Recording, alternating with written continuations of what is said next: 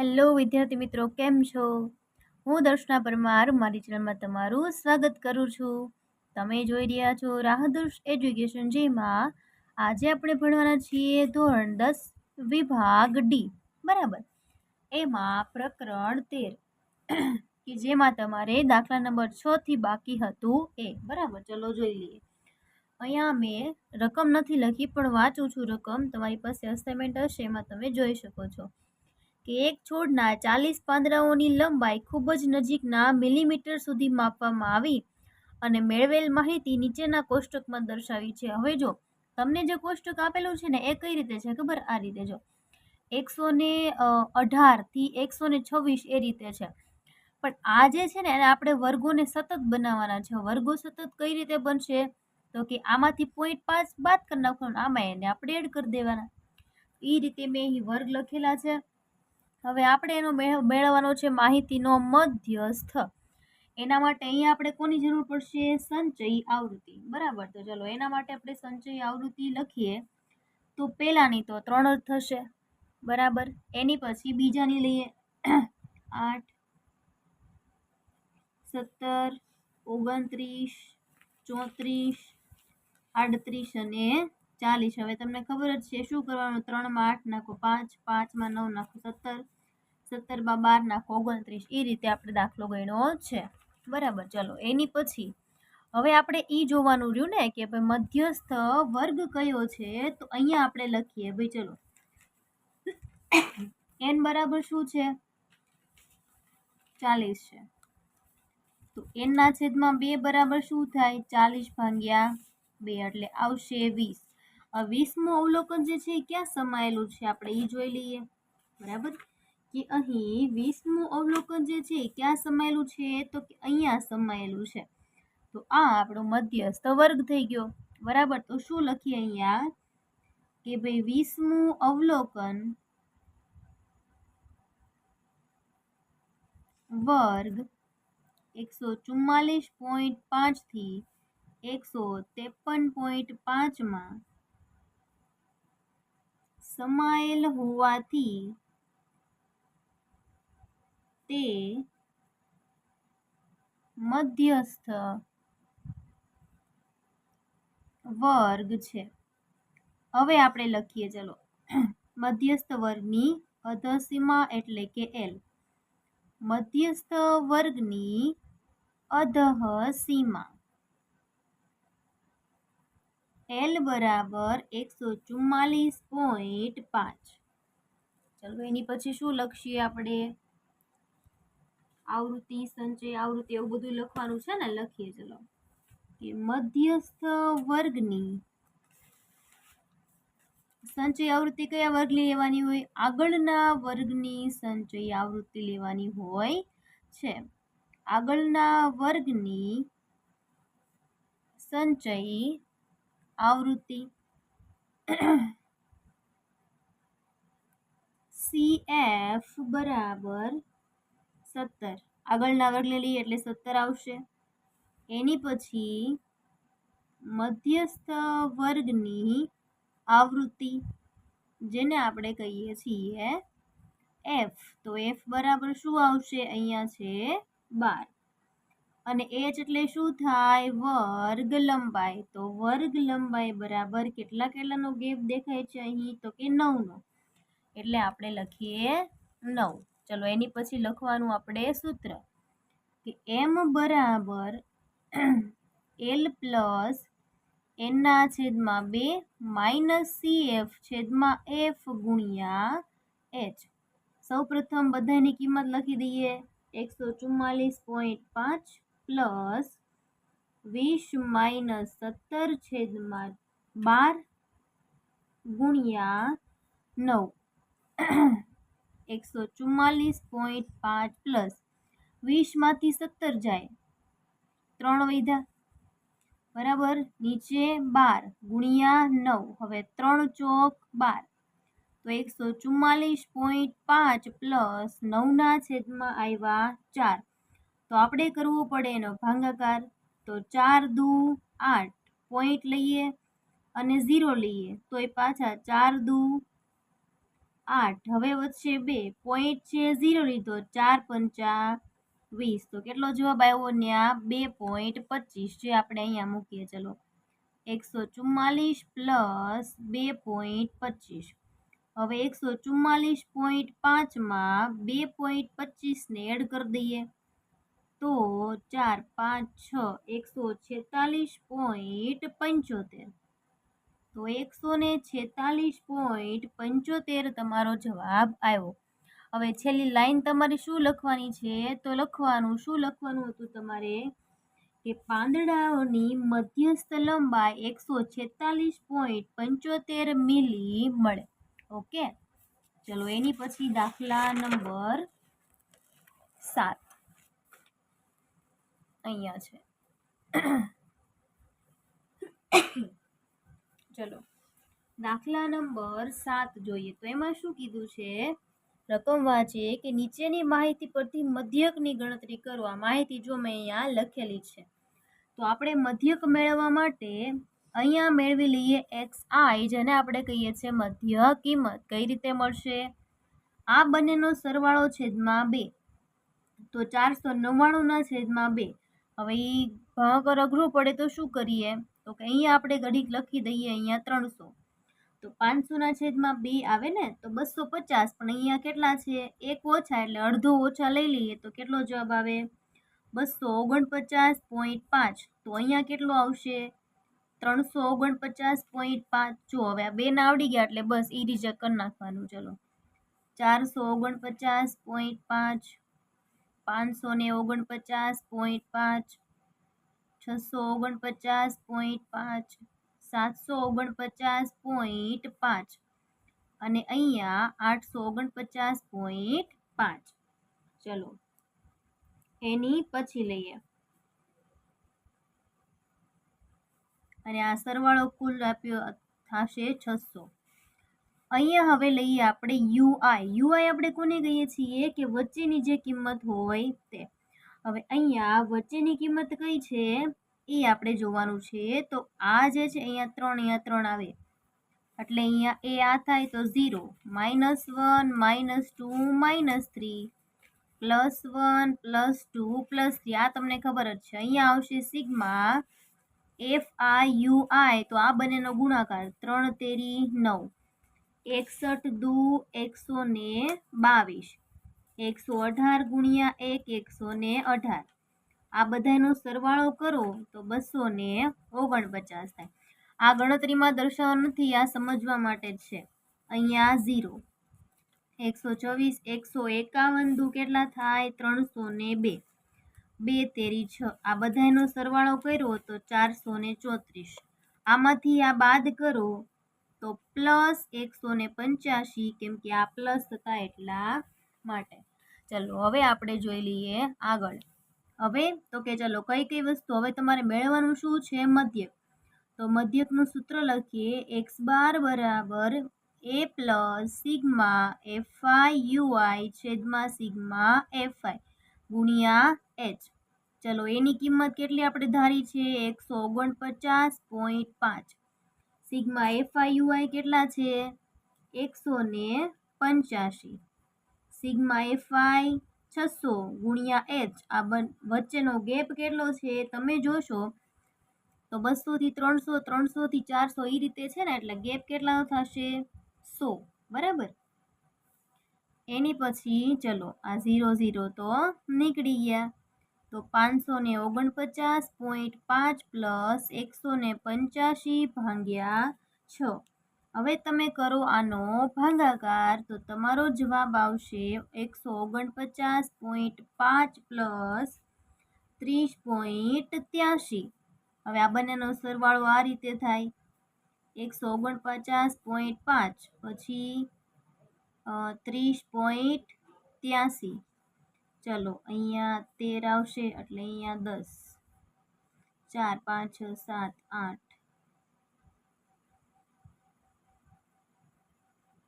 હા, એટલે જવાબ આવ્યો આ 580.33. શું મેળવવાનું કીધું હતું? મધ્યક મેળવવાનું કીધું હતું, જે અહીં આવી ગયો છે. તો શું લખીશું કે ભાઈ આપેલ માહિતીનો મધ્યક 580.33 મળે. 8મો દાખલો જોઈએ. ચલો 8મો દાખલો છે ને મિત્રો, તમને એમાં આ રીતે સંખ્યા આપેલી છે કે 60 થી 69, પછી 70 થી 79, પછી 80 થી 89 એ રીતે આપેલી છે. પણ મેં જો સતત બનાવી દીધા છે વર્ગોને તો જ તમારો જવાબ આવે છે, એટલા માટે. બરાબર, એટલે મેં વર્ગોને સતત બનાવેલા છે. સતત વર્ગો એટલે શું ખબર કે 0.5 ઘટાડી દો, અહીંયા 0.5 ઉમેરી દો, ગેપ તો સરખો જ રહેવાનો છે. હવે આમાં તમારે શું મેળવવાનું છે, તો કે એમાં તમારે મેળવવાનો છે મધ્યસ્થ. બરાબર, તો ચલો મધ્યસ્થ મેળવવા માટે પહેલા અહીંયા મેળવવી પડશે આપણે સંચયી આવૃત્તિ. કોને કહેવાય સંચયી આવૃત્તિ એ પહેલા જોઈ. ચલો અહીંયા 5 છે તો અહીંયા 5 ને 15 20, 20 ને 20 40, 40 ને 30 70, 80 90, 90 ને 8 98. તો એનો મતલબ એ થયો કે અહીંયા કુલ હશે 98. ચલો હવે અહીંયા n ની કિંમત આપણી પાસે હોય એટલે આપણને મધ્યસ્થ વર્ગ મળી જાય. n બરાબર 98 છે તો n ના છેદમાં 2, 98 ભાગ્યા 2 એટલે કેટલા આવશે? 2 ચોક 8 અને 2 નવા 18 એટલે 49. હવે કેવું જોઈએ, આ 49મું અવલોકન જે છે એ ક્યાં સમાયેલું હશે? તો તમે કહેશો એ અવલોકન અહીંયા સમાયેલું હોય તો લખવું પડે ને હારે કે ભાઈ 49મું અવલોકન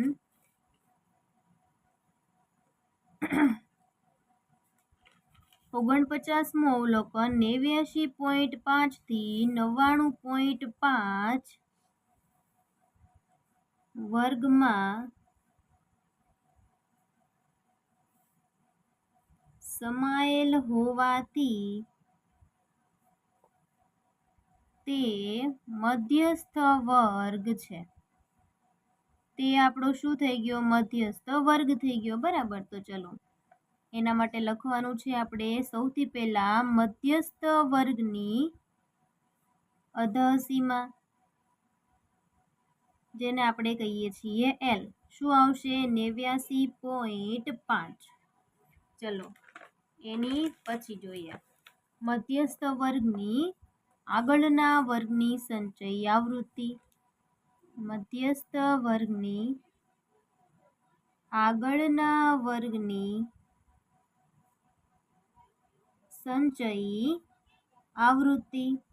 બરાબર, ચલો CF જેને આપણે લેશું 40. એની પછી શું લખીએ આપણે? મધ્યસ્થ વર્ગની આવૃત્તિ. ચલો આવૃત્તિ એટલે શું? F. બરાબર, શું આવશે? 30. અને છેલ્લે લખવાનું હોય છે વર્ગ લંબાઈ, જેને આપણે કહીએ છીએ H. બરાબર, કેટલી છે જોવું જોઈએ કે વર્ગ લંબાઈ છે આથી અહીંયા અથવા તો અહીંયા સુધી લઈ લેવાય ને. 60.5 થી 69.5 એટલે ચોખા 10 જ થઈ ગયા. બરાબર, હવે આપણે લખીએ m નું સૂત્ર. મધ્યસ્થ આપણે મેળવવાનો છે એટલે એના માટે સૂત્ર લખીએ કે L પ્લસ n ના છેદમાં 2 માઇનસ CF છેદમાં F ગુણ્યા H. બધાની કિંમત મૂકી દઈએ. 89.5 પ્લસ n ના છેદમાં 2 49 માઇનસ CF કેટલા છે? 40, F મળ્યા 30 અને H છે 10. ચલો કેટલા આવ્યા હતા? m બરાબર 89.5 પ્લસ વધ્યા હતા એટલા 9 ગુણ્યા 10 એટલે 90, એને ભાગ્યા 30. તો 89.5 પ્લસ 30 તેરી 90 એટલે 3. 89માં 3 એડ કરો એટલે 92.5. તમારો જવાબ આવશે 92.5. શું પૂછ્યું તો તમને એમાં જોવું જોઈએ કે મધ્યસ્થ મેળવવાનો છે તો બસ મધ્યસ્થ આવી ગયો 92.5. એની પછી 9મો પ્રશ્ન જોઈએ. ઓકે, 9મો પ્રશ્ન છે. SO2 ની સાંદ્રતા આપેલી છે, આવૃત્તિ આપેલી છે, બરાબર. XI મધ્યક આપણે મેળવવાનો છે. ઓકે, ચલો. SO2 ની સાંદ્રતાનો મધ્યક. આ દાખલો છે ને IMP છે. શા માટે? કેમ કે આ દાખલો પોઈન્ટ વાળો છે, થોડોક અઘરો છે, બરાબર. તો ચલો, XI પહેલા મેળવી લઈએ ને આપણે. XI એટલે આ બંનેનો સરવાળો એને ભાગ્યા 2. ચલો, હવે XI મેળવીએ એટલે આ બંનેનો સરવાળો એને ભાગ્યા 2 એટલે 4 ભાગ્યા 2 0.02. 8 ને 4 12, 12 ભાગ્યા 2 એટલે 0.06, બરાબર. હવે ખબર પડી ગઈ. 12 ને 8 20, 20 ભાગ્યા 2 એટલે 0.10. એની પછી જેટલો ગેપ જળવાઈ રહે એ પ્રમાણે તમારે કરવાનું રહેશે. અહીંયા 18 અને 0.22. ચલો, મધ્ય કિંમત આપણે આને લઈએ એ, કેમ કે આ બંને વચ્ચેની સંખ્યાઓ આવે છે, પણ સહેલું પડે ને ગણતરીમાં એને આપણે લઈ લેવાનું. 0, -1, -2, +1, +2, +3. સિગ્મા FIUI બંનેનો ગુણાકાર એ તમને ખબર જ છે. 4 દુ 8, અહીંયા 9, 0, 2, 8 અને 6, 17, અહીંયા 16. 17 માંથી 16 જાય -1, કેમ કે મોટા હતા માઇનસની કિંમત એટલા માટે. ચલો, આ થઈ ગયું. હવે ડાયરેક્ટ x12 આપણે કિંમત મૂકી દઈએ. a પ્લસ સિગ્મા FIUI છેદમાં સિગ્મા FI ગુણ્યા h. એની કિંમત ધારેલી છે 0.10, સિગ્મા FIUI છે -1 ભાગ્યા સિગ્મા FI ની કિંમત આપેલી છે 30 ગુણ્યા h કેટલા છે? આ બંનેનો ગેપ કેટલાનો છે? 0.04 નો. ચલો, હવે 0.10 પ્લસ, હવે આ 1 મિનિટ, આની ગણતરી હું તમને શીખવાડું સરળ રીતે. 4 ભાગ્યા 2 પછી પોઈન્ટ છે એટલે છેદમાં આવશે 100, એટલે 0.10 પ્લસ માઇનસ માઇનસ. 4 એકા 4, 3 એકા 3, નીચે આવ્યા 3000. હવે એની છે ને આપણે કરી નાખીએ ભાગાકાર, બરાબર. અહીંયા 3000 બહાર આવશે, અહીંયા આવશે 4. તો તમે કહેશો કે અહીંયા પોઈન્ટ મૂકવા પડે, તો 1 પોઈન્ટ આવ્યા, પછી બીજો 0 મૂક્યો તો બીજો લીધો, ત્રીજો મૂક્યો તો ત્રીજો લીધો.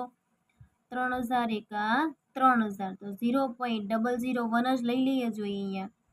તો 0.10 માઇનસ 0.001. હવે બાદબાકી કરવાની છે તો કરીએ. 0.10 માંથી 0.001 બાદ કરીએ તો અહીંયા 10, 9, અહીંયા 0, તો અહીંયા આવ્યા 9, 9, અહીંયા કઈ વધ્યા જ નહીં ને, તો 0, 0. તો જવાબ આવ્યો 0.099. તો લખીએ ચલો કે તેથી આ આપણો જવાબ આવી ગયો. છેલ્લી લાઈન લખીએ કે હવામાં SO2 ની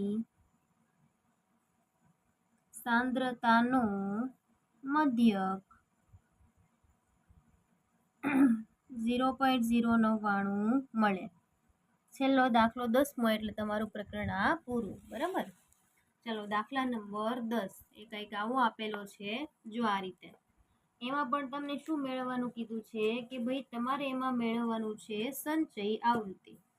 તો પહેલા સંચય આવૃત્તિ શું મધ્યસ્થ મેળવવાનો છે, તો એના માટે આ બે રકમ તો તમને આપેલી છે. તો પહેલા સંચય આવૃત્તિ મેળવી લઈએ. ચલો, 10 ને 15, 25 ને 30, 55 ને 80, 135 ને 40, 175 ને 20, 195 ને 5, 200. એનો મતલબ એ થયો અહીંયા સરવાળો 200 હશે. ચલો, n બરાબર આપણને કેટલા મળ્યા અહીંયા? 200. તો n ના છેદમાં 2 કેટલા થાય? 200 ના છેદમાં 2 બરાબર 100. હવે 100મું અવલોકન ક્યાં સમાયેલું છે એ આપણે જોવાનું રહ્યું ને, અહીંયા. ઓકે, લખીએ ચલો કે 100મું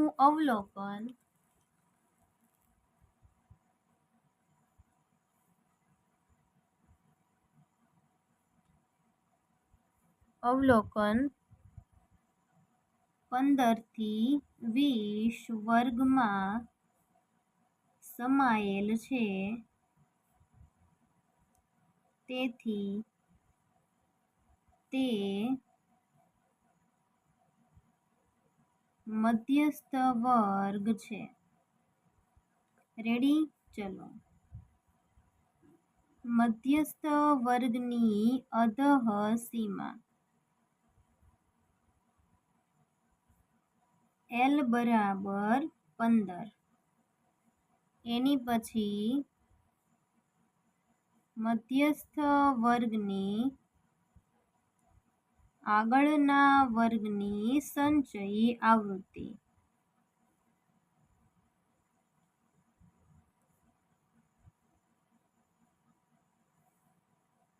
CF બરાબર 55. એની પછી મધ્યસ્થ વર્ગની આવૃત્તિ, એની પછી લખીએ મધ્યસ્થ વર્ગની આવૃત્તિ F બરાબર 80. વર્ગ લંબાઈ H બરાબર 5. ચલો હવે આપણે લખીએ સૂત્ર M બરાબર L plus N/2 minus CF છેદમાં F ગુણ્યા H. હવે આપણે સૂત્રમાં કિંમત મૂકી દઈએ, બરોબર. ચલો, L ની જગ્યાએ કેટલા મૂકવાના છે? 15. પછી અહીંયા 100. CF બરાબર 55. F બરાબર મૂકવાના છે કેટલા? 80 છે. ઓકે. અને H બરાબર મૂકવાના છે, ગેપ કેટલાનો છે? 5નો છે. ઓકે. ચલો, અહીંયા 15 પ્લસ 100 માંથી 55 બાદ કરો એટલે આવ્યા 45. 80 ગુણ્યા 5. હવે તમને ખબર છે 16 પંચા કેટલા થાય? 80 થાય, બરાબર. તો આપણે એના છેદ ઉડાડી દીધા એ રીતે. તો 15 પ્લસ 45 છેદમાં 16 કરીએ આપણે એનો ભાગાકાર, તો જવાબ આવશે 2.81. 15 ને 2 17, તો 17.81. બસ આ તમારો જવાબ. બરાબર. તમને જે પૂછ્યું હતું પ્રશ્ન, શું પૂછ્યો હતો કે માહિતીનો મધ્યસ્થ શોધો. માહિતીનો મધ્યસ્થ આવી ગયો છે, બરાબર. ઓકે, ચલો. ઓકે મિત્રો, આજે દાખલાઓ હતા અહીં પૂર્ણ થાય છે. હવે માત્ર પ્રકરણ 14 બાકી છે, બરાબર. જેટલું બને એટલું વહેલા આવી જશે. જો તમે મારી આ ચેનલ પર નવા હોય તો વિડીયોને લાઇક, શેર અને સબસ્ક્રાઈબ કરવાનું ભૂલશો નહીં. Thank you.